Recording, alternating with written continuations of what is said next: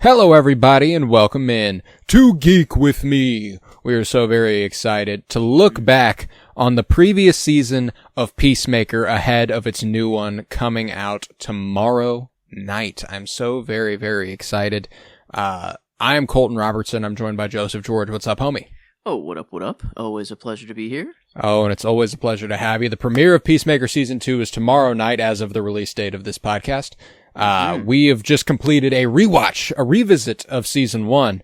Yes. And man, I feel fucking great about it. How did this fare compared to 3.5 years ago Jeez. when it premiered? Eesh, that's great. I didn't know it was actually that long ago. Yeah. I'm very surprised, but I shouldn't be. Kind of where I am. Is like I watched it. I knew it was great. I loved it while it happened. Well, and that's the most fascinating part for me, is that I remember fucking loving it as I was watching it, but it immediately receded into my memory. It must have. Yeah, because some of the story beats, there were some things that I obviously remembered of, like him eventually killing his father at the end. I'm like, that happens, but like how we actually get there, I'm like, I think it's in the woods somewhere that it go. I don't know, and then I don't know. There were some big story beats that I got, but some other things I don't know. I'm kind of like, oh damn, I forgot we went here for a little bit, but it only got better on this watch. Actually, it was like I'm debating on, is it my favorite comic book? You know, does it beat Daredevil and Penguin? I guess is the two to beat. Yeah, I would agree with that too. Those are probably my top three. And previously, I don't know why I didn't hold it in that regard. Yeah. Already, because it is James Gunn. I think that maybe what stuck with me was its brand of comedy more than the heart it possessed. Because its brand of comedy is, I love James Gunn's sensibilities. His comedic sensibility is probably the most annoying thing about his work. You know what I'm saying? Like, it works in a lot of spaces, and it works in the Peacemaker, it works in the Suicide Squad, and he was able to adjust it more than enough for it to work in Superman. But this is the most unabashed, this is what I think is funny James Gunn has out there, and it's not bad. It's by no means bad, but like, I have a tough time going, oh man, this is the kind of thing I normally find funny. Like, I know we're making fun of of Peacemaker a lot of the time, but there's also a lot of times where I feel like maybe that's, I don't know, like, it's James Gunn's ability to kind of insert things he thinks are funny through a character like Peacemaker, Yeah. I don't know. And I guess in Guardians, it feels a lot more like towing the line between family-friendly comedy and the raunchy comedy. It's like kind of where he tows the line, I feel like, with Guardians. Absolutely. But for Peacemaker, I feel like it is the raunchy, or he's trying to go. Oh, he's going as raunchy as he possibly. This is even less raunchy than the Suicide Squad, which was a rated R movie. You know what I'm saying? Or this is even more raunchy. The Suicide Squad is even less raunchy. It blows me away. Like, I think that, and don't get me wrong, like, it's funny. Like, I do laugh out loud. But that's what stuck with me the first time I watched it. I think that's why it kind of disappeared for me in a way. That will never be a mistake I make again. Because I fucking loved it on this revisit, dude. I thought it had all the heart a James Gunn comic book production usually does. And maybe even more so, considering we get 8 40-minute installments at least. It's a lot of time spent with these characters. I cared a lot more about basically everyone besides Peacemaker than I thought. John Economos, his was definitely the biggest leap. As far as who I like gave a shit about, like at the end, whenever they're confronting him and he says why he dyes his beard, and like that kind of fucked me up, I don't think it did that the first time. And this time I was kind of like this. I mean, don't get me wrong, he's a shitbird too. They're all shitbirds, but it's He's like the least. I feel like out of all of them, he's just the most normal guy for sure. He's just the guy in the chair, and he got a chainsaw a gorilla in half. He got to let's see. He took out Judo Master. Yeah. So he got him down on the, let him escape. That's okay. But did get him down, and with a car over and over. Kept running the motherfucker over. Snapped his shin completely in half. Oh my god! When he tried to jump over the fucking fence and crawled all the way there. Oh my god! But yeah, he still managed to get there. So like, with that, he got there. He got there. So yeah, Economos, I would agree. He did take the biggest leap. He took the biggest leap, but even so, like Harcourt. Yeah. I like Harcourt. Me too. Again, I'm wondering if I missed something the first time around. Like, that's kind of where I'm feeling. Like, I don't know what didn't click with me the first time around about each of these individual characters, because the one I remember really, really liking was Adebayo. I thought her story was interesting. I remember thinking that her, towing the line between picking this family and this found family and picking her mom and kind of realizing who her mom is through these people. I remember thinking that was awesome, and it still is, she probably is still the strongest supporting character, with Peacemaker ultimately choosing her as his best friend and stuff. I really enjoy that. But the leaps that Harcourt took, Economos took, Vigilante was always funny, and I appreciate how much he liked, but Myrn also, I did not remember that Myrn was the only good one. All I remembered was that he was not one of them. Okay. I remembered that he was actually a butterfly, but I didn't remember after that point that he actually does work against the butterflies as well. The good old Jor-El, I guess, of this species, it feels like. I guess if there is an equivalent, but the butterfly. I mean, there's always this common theme of just the walking among us. It's a weird, everything lately, but I didn't realize it didn't hit me like that. Butterfly and Scroll and whatever. I mean, whatever else we got going on, but this butterfly, I don't know. Whenever it went into the crazy, them going to the police station and just going, it's like it was actually a little bit horrific, or actually horror fueled this time. I was actually kind of like, oh wait a minute, this is actually this would be scary as shit. Well, I don't know if the part whenever they just unceremoniously kill people for the bugs to take over, I was like, and I remember kind of, I don't know why I didn't give a shit about it the first time. Or maybe I did and I just don't remember it. Like Detective Song when she goes. That's devastating and it's terrifying. I loved all around much. And I don't know if I'm riding for James Gunn that much harder now post Superman. Like maybe there's an element of excitement around DC and around this franchise and around James Gunn that I just can't shake. But I don't know. I think this is goddamn good, man. And I can't wait to see what season 2 brings. I mean, stepping into the now proper DCU, this first season took place so long ago that there was still Aquaman and Flash played by Jason Momoa and Ezra Miller. Whoops. Yep. Oops. Because DC was reformed in 2023 under James Gunn, and it wasn't until now that we finally started getting the stuff from that reformation. Do you think they'll just hit on that right away and just be like, say like a fourth wall break, or do you think they'll touch it at all? Like that's kind of I don't know. That's I'd be willing to bet we kick off the show with something like a previously that shows what is still part of this show. You know what I'm saying? Or part of this canon. Like killing his father, him having killed Rick Flag, because I think the Suicide Squad is mostly canon, and I think that Peacemaker is mostly canon.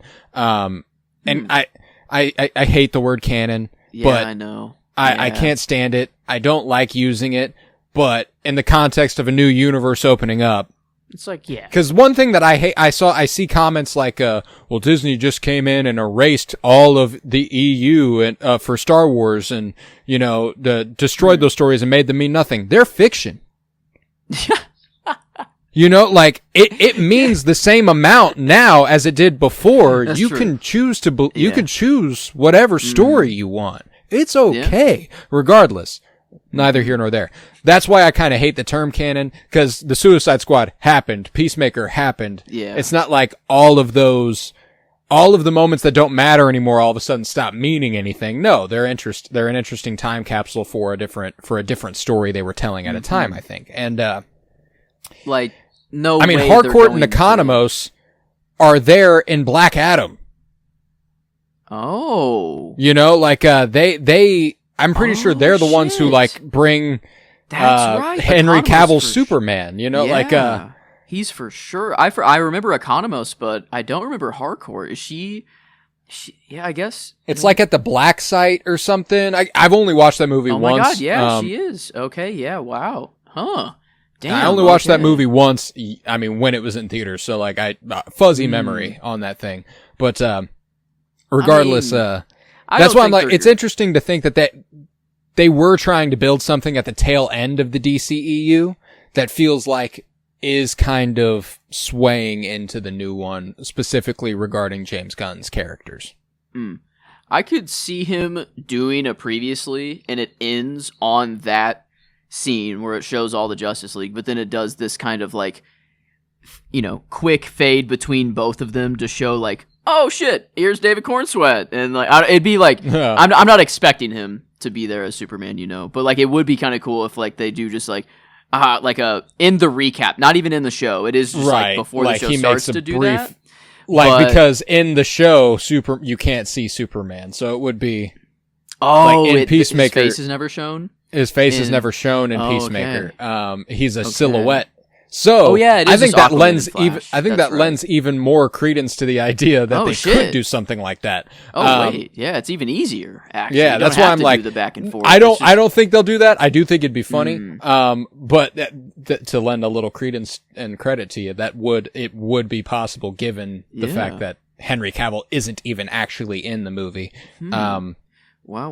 But and then I guess this pocket dimension thing, I really hope it's not like a multiversal thing where this Peacemaker, all the stuff happened in the DCU and he's just going over sort of thing. Yeah, that's the one thing I hope doesn't happen. Well, because there's still a ton of characters carrying over. Amanda Waller will still be Viola Davis.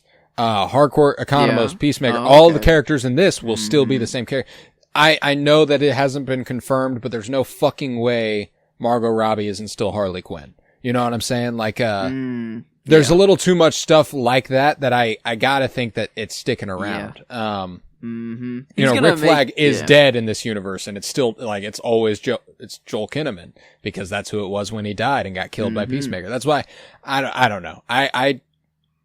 It's the pre-canon. It's it is canon. I'll make it canon. I feel like I mean like those. Maybe the first. His movie, at least. His Suicide Squad. Yeah. That's. I mean, all that really gets nullified in either of the movies is the Justice League's appearance at the end of Peacemaker. There's nothing really in the Suicide Squad that, I mean, unless Bloodsport has shot David Cornsweat with a kryptonite bullet, and that's why he's in jail. That'd be interesting. Like, there's all sorts of world building stuff that I think that there's so much opportunity to do that really the only thing that's really changed is Aquaman and the Flash making a physical appearance. And even then, not that big of a deal. Just, cause it's not even that funny of a moment. Yeah, that's true. It's kind of like, I actually would rather not have won. Like, it's funny because you don't give a fuck about the Justice League. And you would think. It's funniest now because they are not the Justice League. It is just, actually. It's a bunch of people dressed up as the Justice League, which is funny. Like, all of a sudden popping up in this comic book show. They actually say the actors showed up in costume, and then they aren't the real super. I don't know. I don't think that. I mean, maybe they don't even touch it at all. Like, it is just we're on. There's the ground a very running, very unique possibility, and because it's again not that big of a deal in the show, therefore they don't true. even have to touch it. Like, if the Justice League had shown up and helped Peacemaker, we'd be looking at a different fucking thing. But, and even then, it still wouldn't be difficult to nullify, I don't think. But, I think the timeline is really the only maybe interesting thing, is that, like, what year I don't think there was isn't that right? We talked about Superman that explicitly wasn't a year. There was, they very specifically avoided a year timestamp. Yeah. So, and again, this is pre the new universe. So, I mean, he can really do whatever he wants. And I feel like it's going to be taken care of. And I'm more curious if he even touches it, which I almost certainly think he will, because he's James Gunn. He's aware of, I don't know, he is pretty hyper social about his work. So either he will not address any of that in the context of the show, and then he'll go online and say something about how he explicitly didn't because he doesn't need to, or he will expressly address it in the show and be like, there you guys go. You know, like, so either way, I don't know. Coming regardless of here. Yes. But no, I do, I think it is a little bit of the post Superman, or just the trust in James Gunn, of the realization of just why it was so much better. Or, I mean, it was 3 years ago. I was quite a different viewer 3 years ago, I feel like. That's fair. So I feel like maybe I mean, we're looking at beginning of 2022. Like, which as right out of COVID. I mean, you know. Right out of COVID, for pod's sake, we had just started the 52-year journey through film a few months prior. Okay. Yeah. So, yeah, definitely a way, way different viewer at this point.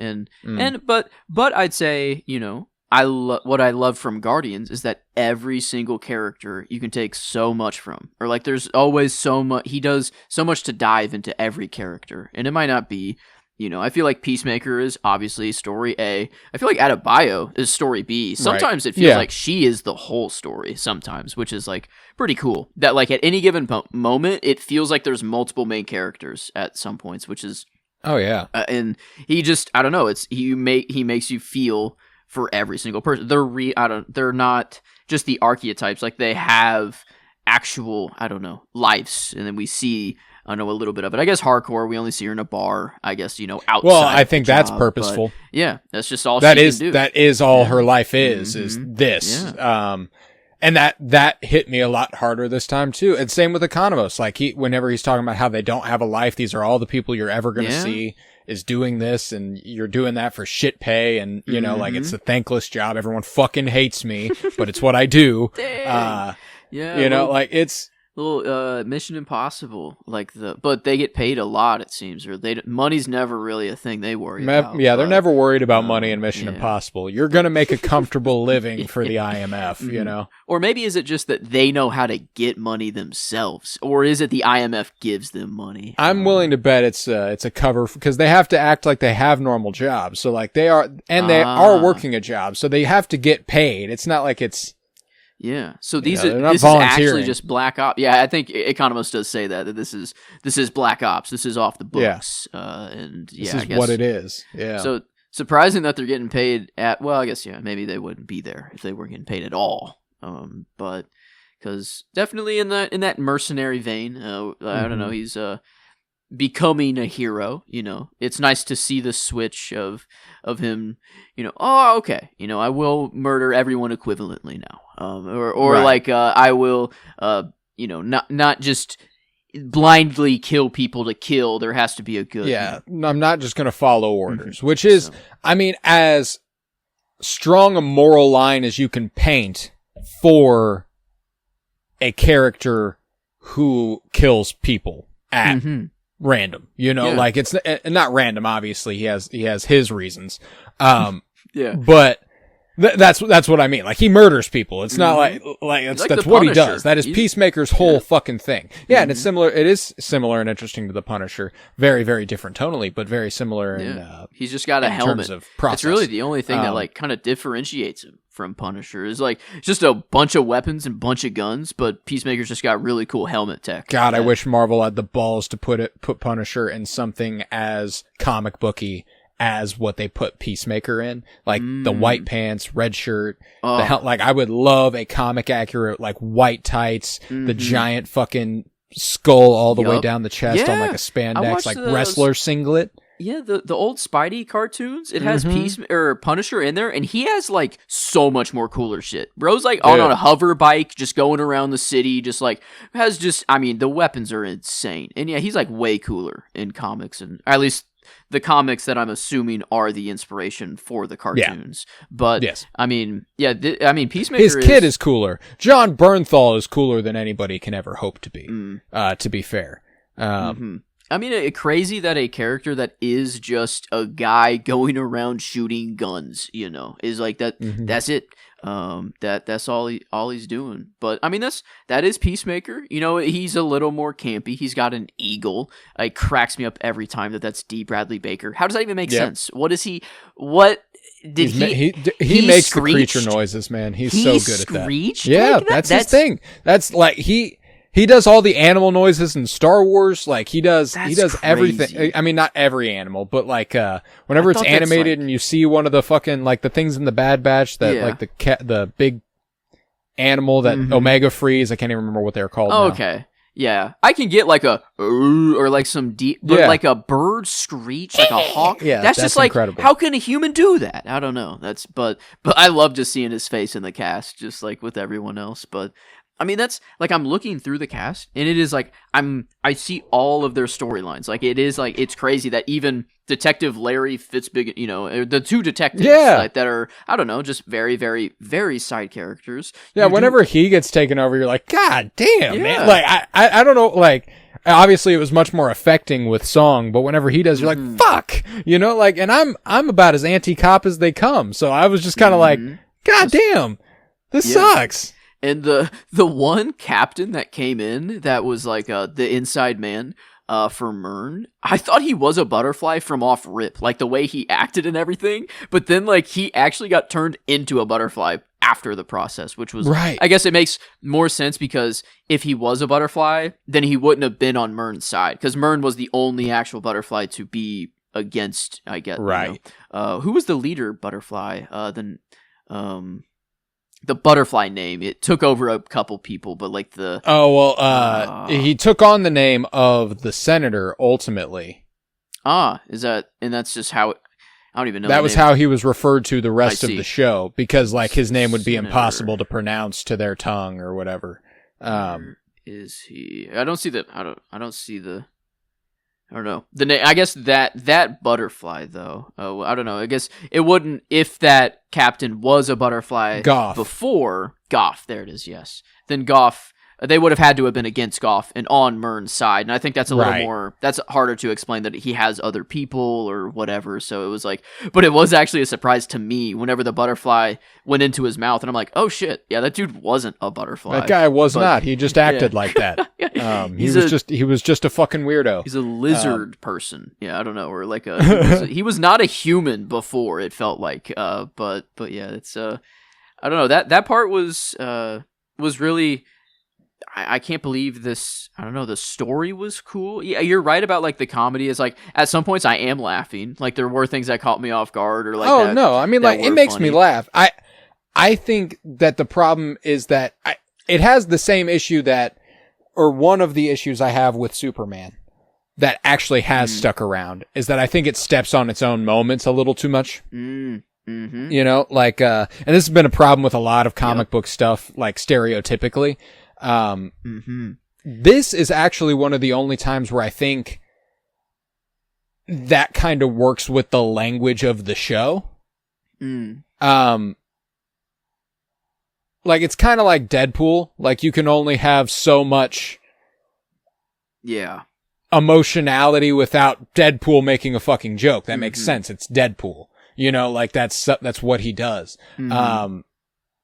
Peacemaker, I get kind of the same vibe about, like, as far as and that's why Vigilante is the obvious Deadpool comparison, because right after he kills his dad and they have that little jokey exchange, it's like, come on, give him a second. But even that, like, it makes the most sense here if anywhere, you know, like I don't mind it as much here as I did mind it in Superman, but it's still something the show does, which does prevent as much attachment as possible. I think it's the dialogue comedy that sometimes I just have trouble with.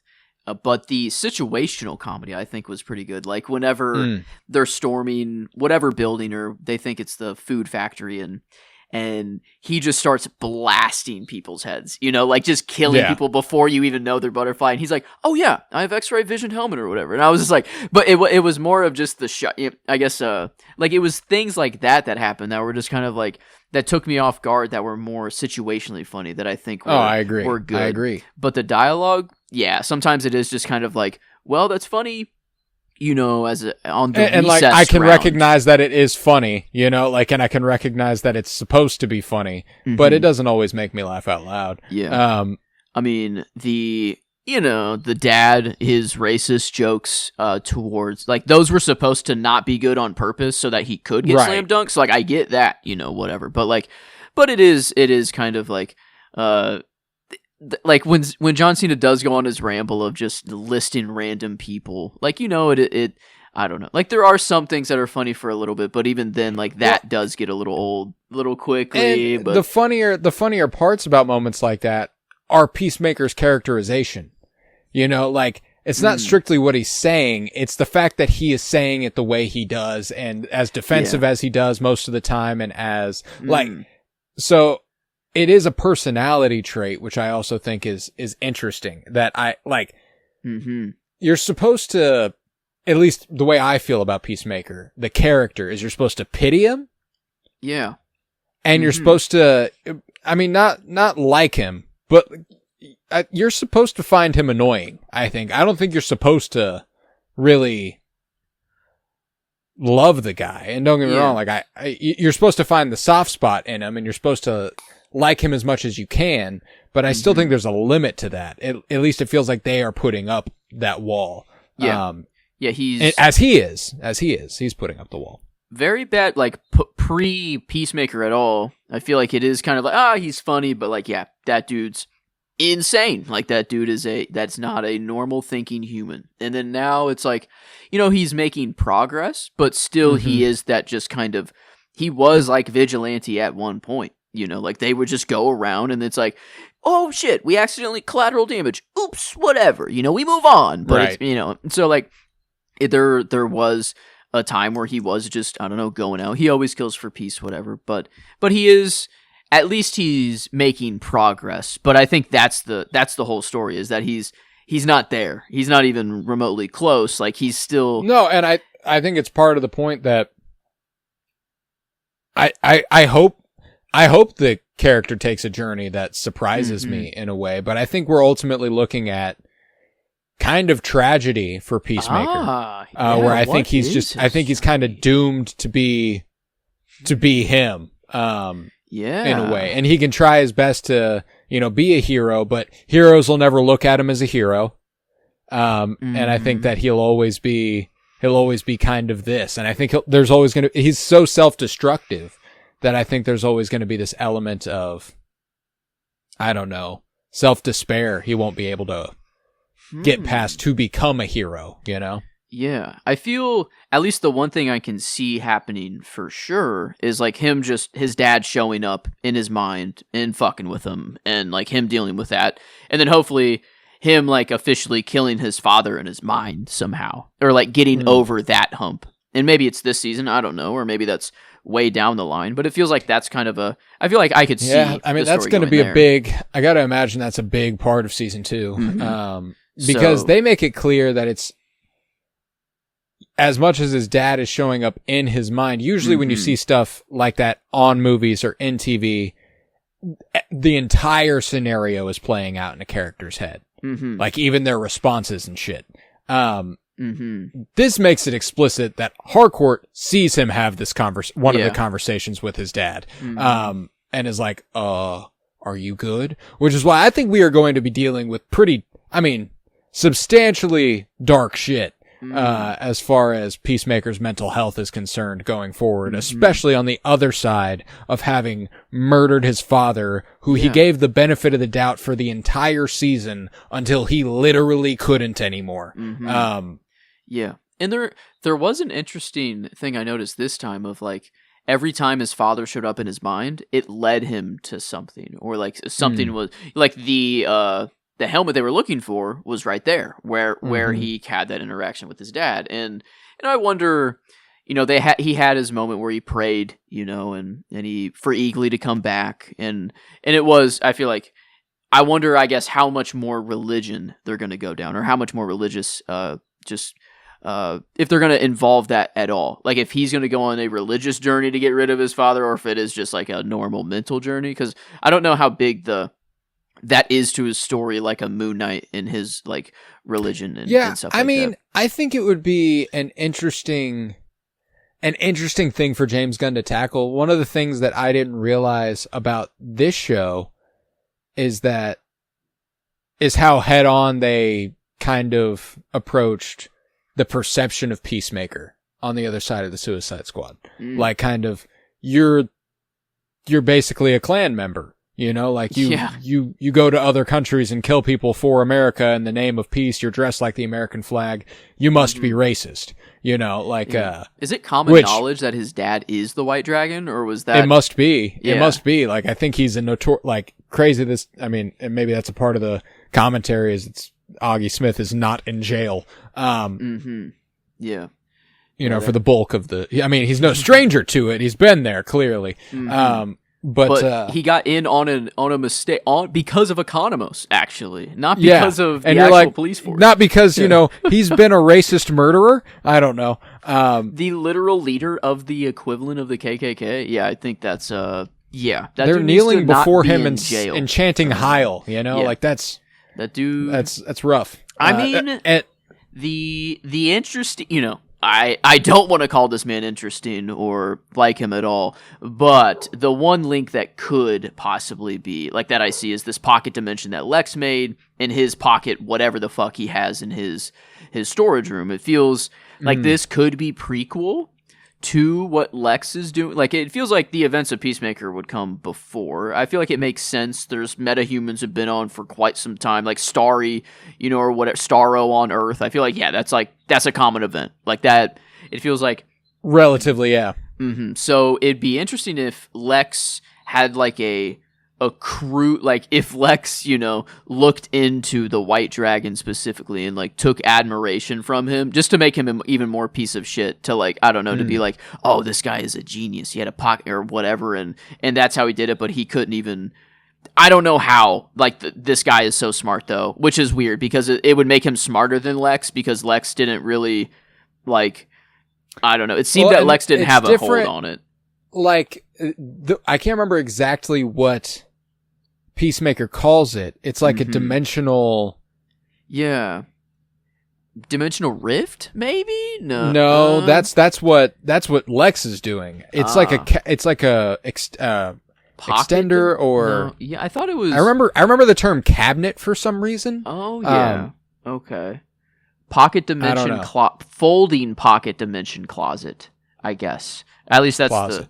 But folding, interesting. So like I don't know. That's why I'm like, I'd be willing to bet the technology's in the same vein. Yeah. But Lex's seems to be taking place, I don't know, literally in its own dimension versus what I think they're saying in this is it's kind of... I see. Bending ours. Yeah, and I guess the Peacemaker's dad only needed it for this one closet, but Lex was wanting it to hide, around the world, prisoners of war, and it was used for every country. They had teleporters set up everywhere. It wasn't just a simple one entrance sort of thing. Right. So there's a lot more going on, but I'd really love Lex to... he somehow admired the White Dragon somehow and just becomes a racist piece of shit. I think that'd be pretty fun. Even more than he already is. So obviously in this it's more speciesist. Yeah, very But, elitist, but doesn't I would feel like a, might as well add racism, why not? Into the feels evil. like he He's there I already. don't know. No, he's there already. Feels But like he's right there. but yeah, that's. I mean, I feel like the mental battle between his father is pretty or like that feels very likely. But as far as like where else he's going to go, yeah, or I mean, like what other journey we finished this storyline. Yeah. So I mean, it's gonna be fresh. Mhm. That's kind of the most exciting thing I find going forward is how much are they going to implicate future DC stuff as well, what's you brought up the idea that maybe David Cornsweet shows up, and I never would have felt that way, except I don't know, it feels more possible than Iron Man, like Tony Stark popping up in fucking WandaVision or something, like it feels more reasonable. Which I don't need it, but I'm with you. I don't need it either, but like the universe feels much. It's so much smaller at this moment that it feels that much more intimate, and so it feels like anything can happen. And I think that's super exciting. I think that one of the interesting characters I think to have included in Superman is the Element Man. Mm-hmm. I think that is I think that would be an interesting place for the next season to kind of go, is to include him. I think that Ooh, you think we see live dealing with the action creation of him. I didn't think of Creature Commandos because that's also that's canon canon already. Right? That was the first DCU thing. Yeah. So I wonder if we get. I mean, live I expect action. Rick Flag Sr. will be coming for him. And that's I guess a different cast as well, because Rick Flag Sr. is cast as Frank Grillo, in Peacemaker. He shows. Yeah, when does he show up in this? I'm trying to remember. Like season 2. He's not. Oh, I'm looking at the season 2. Oh, okay. I was. You're looking at the show. Period. I didn't know Frank Grillo was confirmed to be in it. Oh, well, I guess. Yeah, he's playing Rick Flag. Oh, okay. Well, Rick Flag Sr. Because I mean, he was just in Superman as well. He was a secretary, like for the Secretary of Defense. Yeah. So I mean, like he's a general Rick Flag or whatever. Yeah, like he's Rick high Flag up. Senior. Is in Creature Commandos. Was he the voice? He was. Oh shit. Okay. Yeah, they're doing the whole. Remember that announcement that was in 2023 where they're like, everyone is going to be them across all mediums. Yes. Okay. That is awesome. So I mean, man, we could get. I guess in Creature Commandos we can't get. Fish lady. I'm so sorry for forgetting her name. Nina. Oh yeah. We can't get Nina, sadly. That's really sad. We could get Dr. Phosphorus, Alan Tudyk as Doctor. That could be fun. Super David sick. Harbour did Frankenstein make it out? I would love to see the Bride of Frankenstein. Dude. Them too. I would love to see the Bride. Mm-hmm. So that could be really cool to see Creature Commando people pop up. I guess nice to know one of them at least is with Frank Grillo. It's a cool idea that maybe Rick Flag would recruit Creature Commandos to try to take out Peacemaker. That would be fun too. Because I wonder how personal his vendetta is. Like, is it like you killed my son, so I'm going to kill you? Yeah. Yeah. That's, man, I didn't think of that. That's maybe he's the true, I don't know, antagonist of the right, season. And he's a guy that we actually also like, which would be very interesting. I think that would be a huge swing as far as the show is concerned. Like taking a character like Rick Flag Sr., who we've grown to really like from Creature Commandos, and we liked his dad and his son, and in the context of the Suicide Squad, we really didn't like Peacemaker when he killed Rick Flag. That would be good. To pin them against each other would be pretty dang I think good. that'd be a great idea, and I think it's almost certainly where we're heading. Yeah, because the other storyline I see is that Adebayo kind of fucked up everything to hold everything. Everything's out of the water, or the cat's out of the bag. So like the Waller doesn't really have the. I don't know. I feel like it's going to be interesting to see. Like if Waller is, I wonder how much that affects General Rick Flag Sr. as well. Like he as the Creature Commandos. That would be probably be part of what gets let out of the bag as far as the confidentiality exposure. Don't they all have like in Creature Commandos, do they have like an explosive in their head that she could hit at any point? Like, isn't that a thing in the story there? Or are they all just getting time off their sentences? Kind of like, I think I can't remember if the bomb threat was explicitly there. I think then it would have been a little too close to the Suicide Squad, probably. Yeah. But I wonder if this just has like all ties that Waller has on anyone right now, they're just gone. Right. It's just, she doesn't have any power over them. So they are just open to go wherever they want, which I guess makes sense. Why? I mean, it says fully 8 episodes for Rick Flag Sr. So that's and sometimes IMDb's wrong with that. I feel like sometimes IMDb, whenever it's like someone's going to be in the next season, they put them for every episode in the season and they take them off the ones they aren't in. So like if he's not in 1, it'll be 7 episodes. If he's not in 2, it'll be 6, and so which is interesting. There's a bunch of 8. Well, 16, I guess, for the people who are showing up twice, but there are some that already say 6, so that's like they know these people will not be in the first 2, or I don't know, something, which is, I guess. Is there any chance they were in 6 of the first? Let's see. Prison Guard, Peggy, and Kia. Oh yeah, Adebayo's girlfriend probably was she even in 6 episodes of season 1? Probably. Let's see. I mean... Yes, she was. Okay. Oh, so, man. yes, it is... Yeah, she's not listed as being a part of season 2. Yeah. Poor Adebayo. Dang. I mean, honestly, in the real life, she probably would... Well, no, man. That feels like after this moment of finally coming out, they could have had, like, I don't know, like, oh, that's why you've together. Been so... Or maybe it puts her... Maybe she's, like, still protecting Kia, like one of the... I can't put you in the limelight. I'm in danger now, and that whole thing could be something along those lines. Peggy, okay. Yeah, Peggy. That's what I was like. Who the fuck was Peggy? Oh, she's one of the. Peggy. No photos. I think no quotes. Just Peggy. No idea who Peggy was. I feel so bad that I cannot. Greenwood. I'm looking at her face too, and I'm just like, what did you do in the show? What did you do in Peacemaker?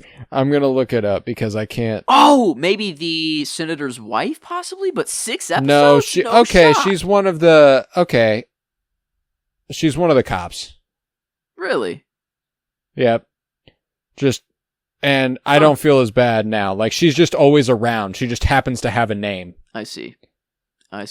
Yeah, wow. But not in season 2. Only those... She was in 6 episodes, though? That's nuts. That's why I'm like, she must have just always been there, dog. She got a takeover. A butterfly took her brain, which is why she's not in season 2. Okay. Yep. GG that would be why Song is not in season 2, or Detective Larry Fitzgibbon. I guess, wait, is Mern's butterfly? No, got crushed. And then got crushed. Did it live? Luck. Wait a minute. No, because then Hardcore held its little hand on it with her pinky, and then it gave it. Oh, that was so sad. Oh, yeah, like that hit me a lot harder. Mern's death. Mern's death hit real hard. Or technically. Michael Rooker's in season 2. Michael Rooker. Yondu. I'm Mary Poppins, y'all. Oh, who is he? He's playing Red Saint Wild. Red Saint. Who the heck is this? He is the world's foremost eagle hunter on a mission to kill Eagly. No. Why? That is the one, if I hate to be patriotic or American, especially right now, but there never in my life will a bald eagle not just be fucking cool. I don't know. I mean, bald eagles are beautiful. They're just fucking eagles are beautiful majestic. Creatures. Yeah, that's just a creature right there. I mean, why would you ever want to hunt them?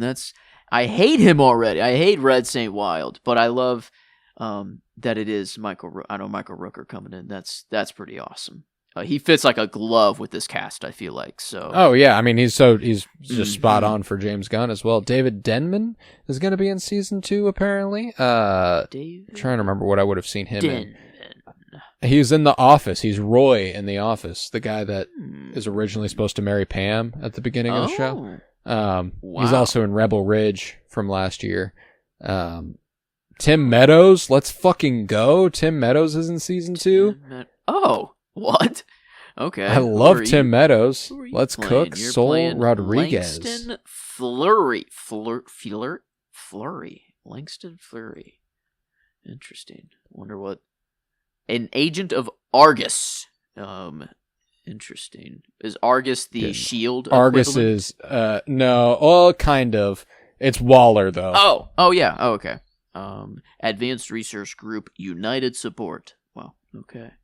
Okay, sick. Sasha Bordeaux is going to be in season 2, also an Argus agent. Mm-hmm. Okay. Sasha Bordeaux. Going to be played by Sol Rodriguez. That's sick. Okay, those are the confirmed. Judo Master coming back. That's not. Yeah, he's coming back. It looks like it's good. Everyone else is 2022. It looks like, and only season 1. Oh, Brandon Stanley, 1 episode, 2025. Who are you, Brandon Stan? I don't know. He just looks. What is this? She-Hulk? He was Leapfrog. One of the weird people that came and attacked She-Hulk, I feel like, in an alley. Randomly, I feel like. Maybe? Yeah. And then we got Anissa Matlock, another 1 episode. Don't recognize from anywhere else. But yeah, I guess some other extra. It feels like Taylor no St. offense. Clair, Dorian Kingy, Bray Noel, White Rabbit. That's fun. Eddie Sergio Davenport. Duke. Eddie Davenport, Sean Gunn, Maxwell Lord, Let's Cook, Nathan Fillion, Green Lantern, Isabel Merced, Hot Girl. We're getting somewhere. Yeah. I feel like I shouldn't have checked this. Wow, Isabella Merced as Hot Girl showing up is pretty. I mean, and Green wild. Lantern. Maxwell Lord showing up makes a ton of sense, though. I can't believe I didn't think of that. Maxwell. Oh yeah. What is his actual? He's just the. I don't know. I remember him just being like, if one thing that Republicans and Democrats can't agree on at the end of Superman. He's a super rich dude in the comics. Like, okay, is he? He runs Lord Tech or Lord Industries and. Okay, Bezos, Elon type. Type B. But like, he's been both good? an ally. He's been an ally and a villain, so he's gone back and forth. Okay. So, not quite Elon. I was gonna say. I felt he was only good at until he got bad, but I think he was just that way the whole time, and I didn't quite realize it. Devil in disguise type shit. But wow. Okay. Yeah, that's great. The other. I mean. I guess it's kind of spoily. I'm excited about a couple of the directors here. Greg Motola is going to be directing a couple episodes in season 2. He did Superbad. He did The Day Trippers, which I love. He did Adventureland. Dude's been around the block. I really enjoy his movies. So him getting a couple pieces of the pie here is going to be super exciting. Yes. This. Yeah. I mean, I'm excited, man. James Gunn is. I mean, he's building. Like, it is crazy that we don't see Corn Sweat on here. I feel like that is the one they would hide if there was one that is showing up. But like, it does feel crazy that it is like a possibility. But in Marvel, there's no fucking shot that like I don't know like everyone wanted. Man. Now I know that like there's contract stuff that makes it tough and everything, but.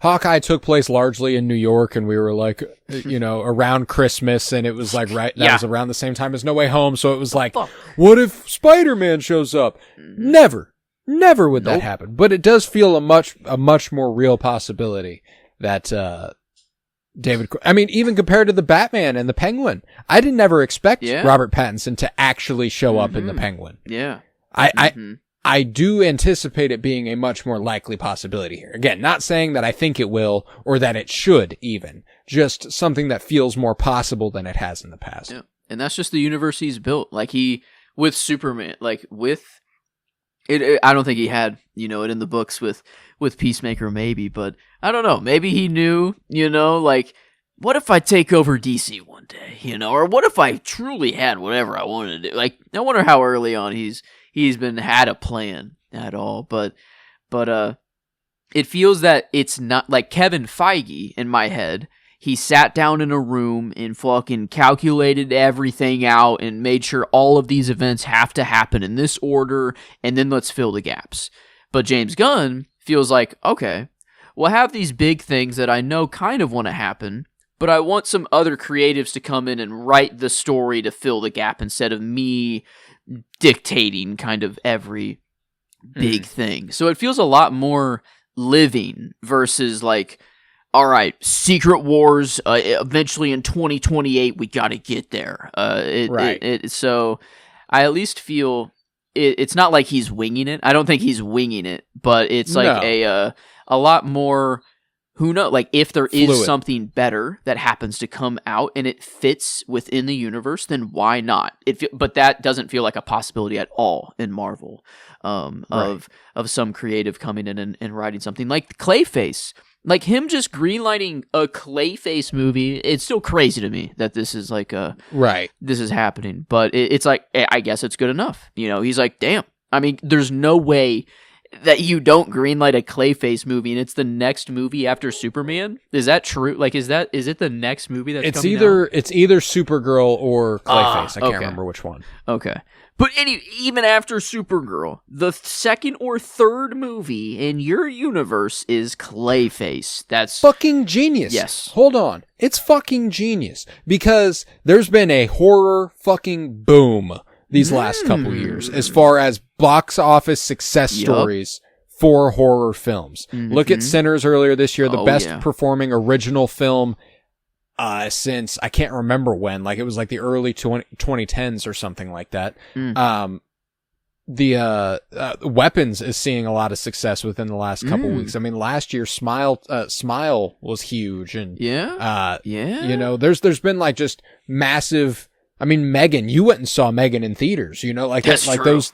Yeah, these wow. there's a lot of movies that have just been creating a lot of buzz because they're good horror movies, and getting Mike Flanagan, who horror people love, to make a DC film is just genius. That's true. Inspired. So like, I think that's something from a business perspective and from a universe building perspective and an artful perspective. Like that's just hitting all the correct boxes.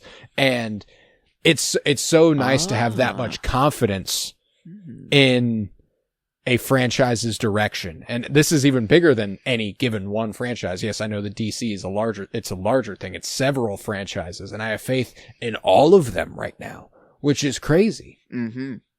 Yeah, I'm so comfortable on whatever is coming out, and that's, I mean, maybe that's why I didn't pay much attention to Peacemaker season 1. Is like, well, I do love James Gunn. Might be. I love Guardians. I know I'm gonna love it, and I did. And then I'm like, okay, it's over. On to the next thing. It's just kind of the way our brains work in the world. We pausing.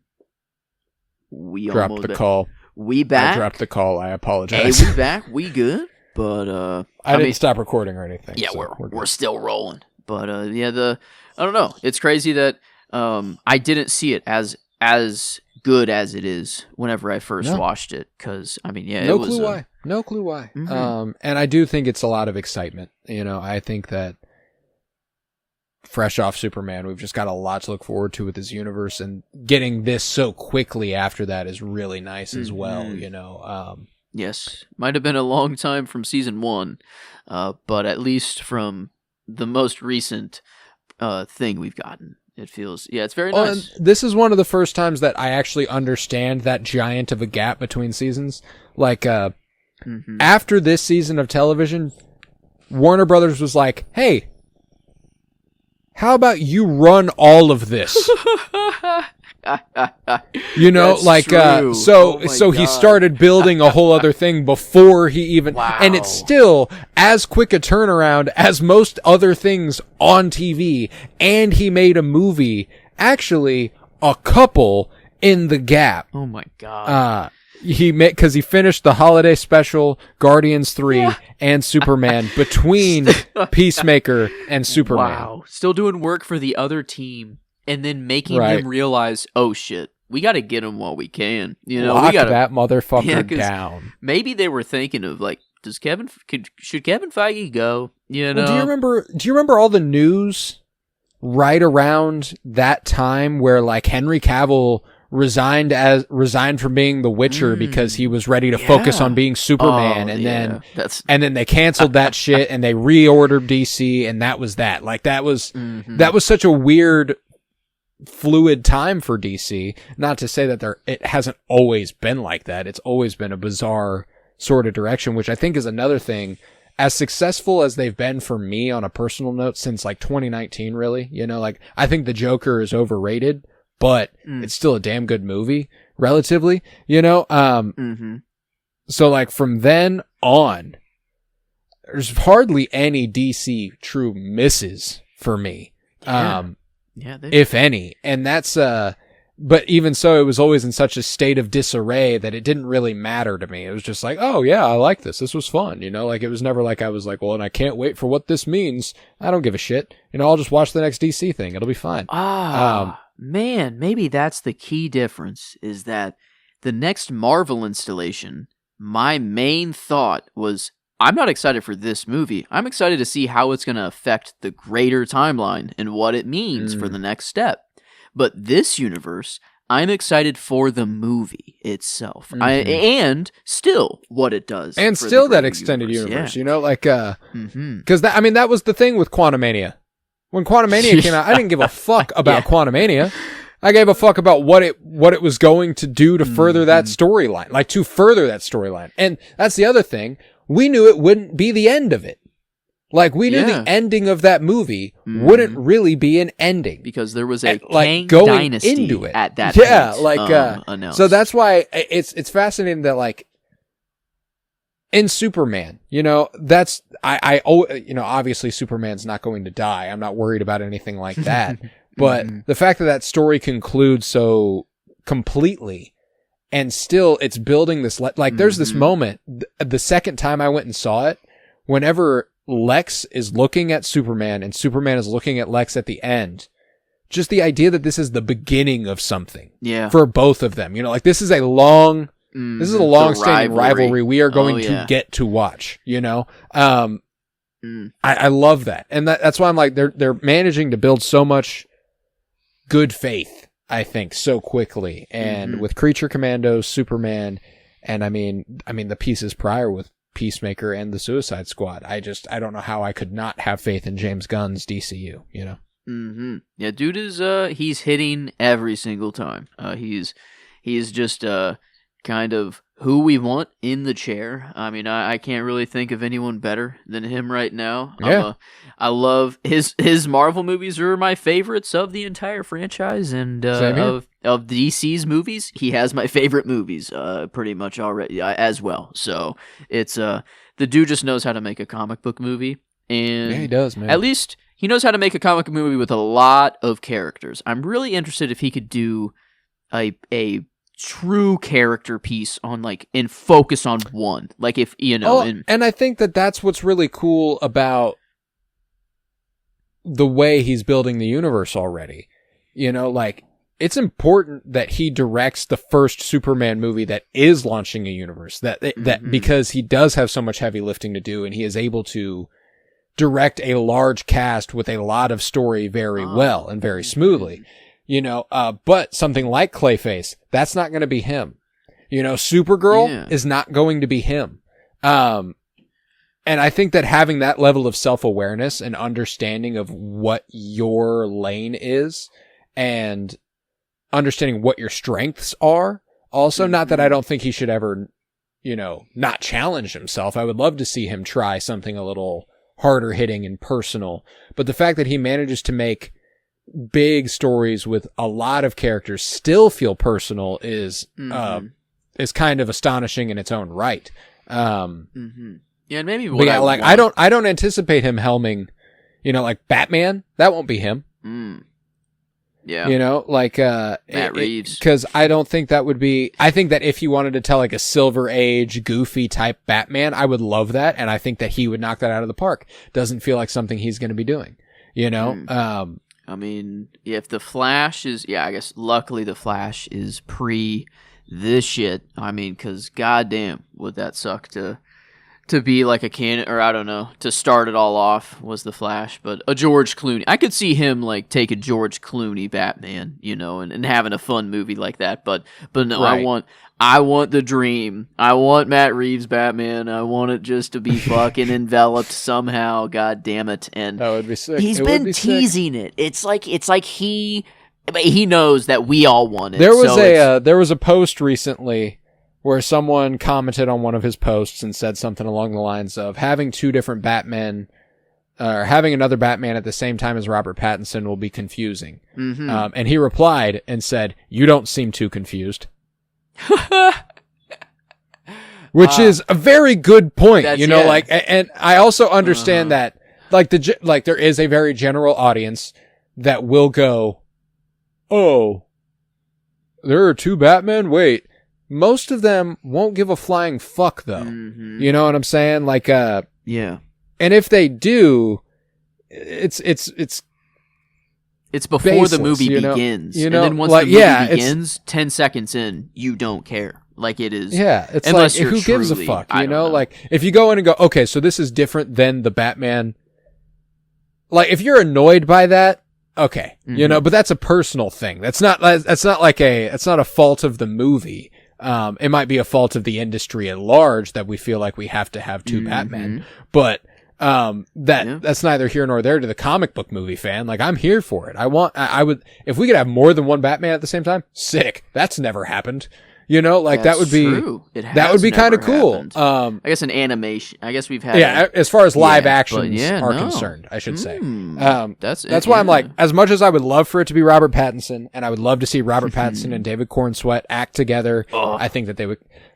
I have faith that we would be able to get every bit as good an interaction with whoever they decide to go with as Batman. You know what? If it's not in the same universe, I have full permission to go multiversal and make an actual good Batman v Superman, and it be, you know, like, they are separate universes, but this is the one time the universes collide, and for whatever fucking reason, they're toeing off against each other, and then the debate can finally be settled of if he has enough prep time or whatever the fuck. Superman clears. I don't know. Batman with prep time is just Superman the funniest meme fucking ever. Clears, dude. I don't know. I think it's just kind of... No, and that's why I'm like, there's too much the Batman hasn't done for me to have faith that they could pull that off so succinctly.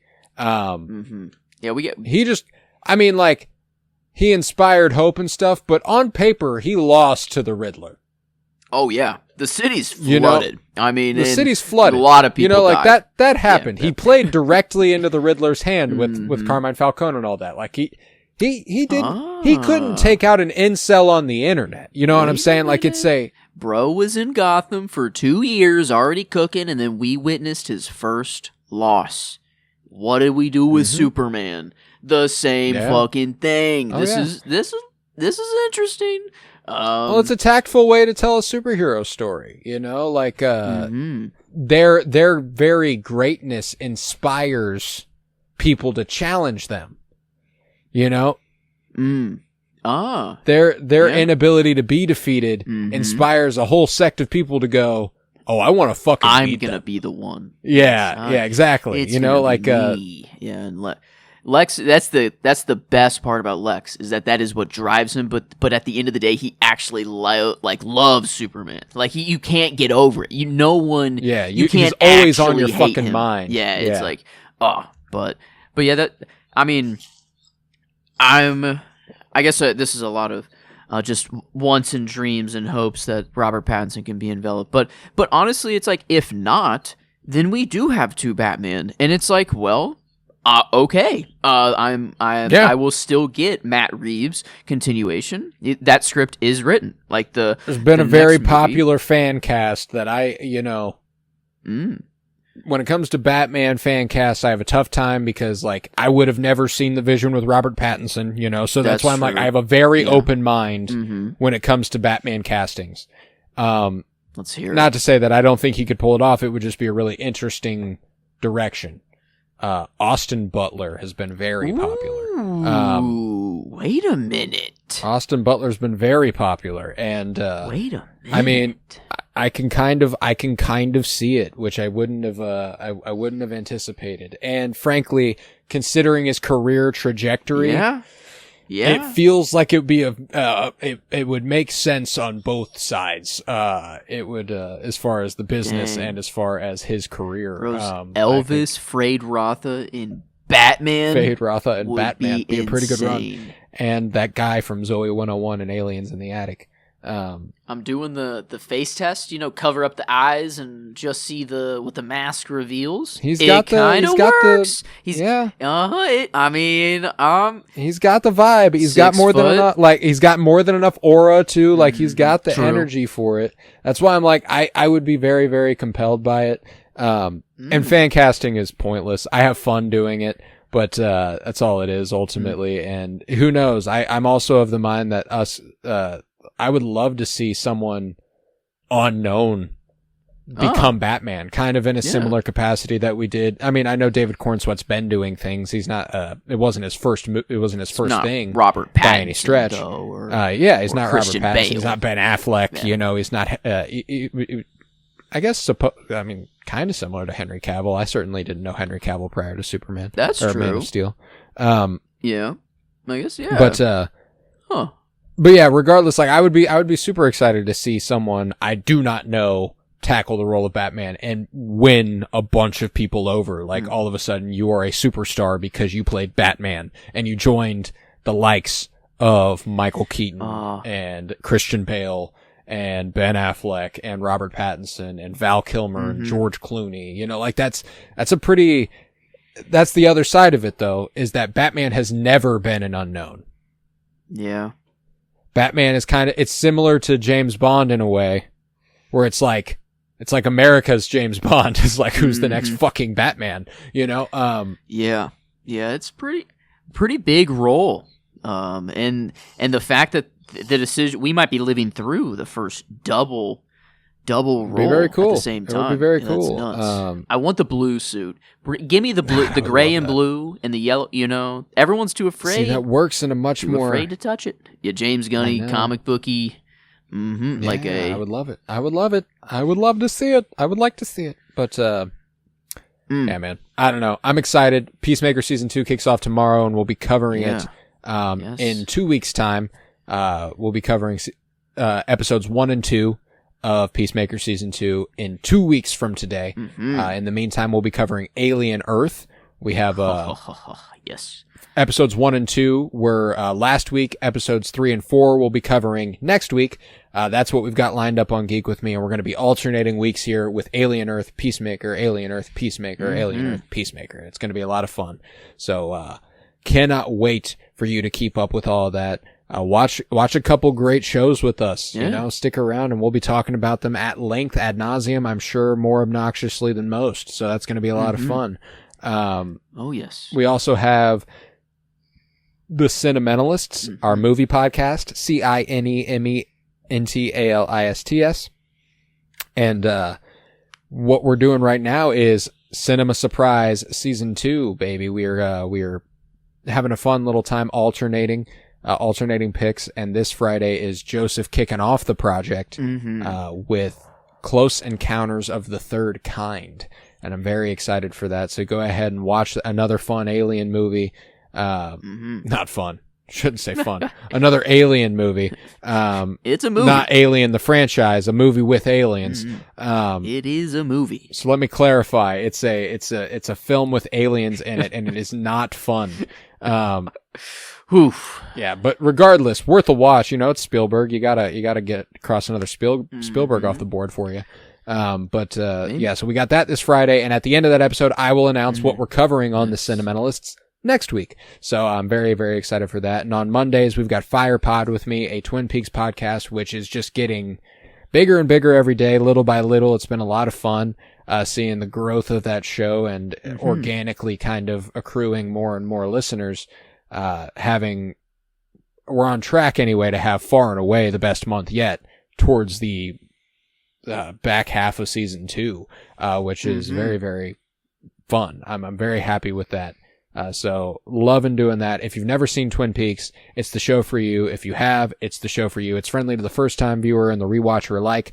I am the rewatcher. Joseph is the first time viewer, and we're watching all the way through Twin Peaks, having a great time. I'm listening to him theorize every single night, about, what's going through his head, every single shot of every single moment. You know, what's that object mean? Yep. Who's in it, etc. And you will not understand what I mean by that at all unless you watch the show. So it's a mind fuck of a one, and it's a lot of fun to talk through, and a lot of fun to, get enveloped into the point where you want to go and seek that sort of thing out. More than anything, you should watch Twin Peaks. If you happen to want to listen to a podcast about it, we've got one. So yeah, you should go to Substack, follow me, Colton Robertson, also The Sentimentalist. I'm writing a lot of movie reviews. I've been a little slower in August, but this past week I should have made it to the movies a lot. So, you should be able to check out some reviews over there.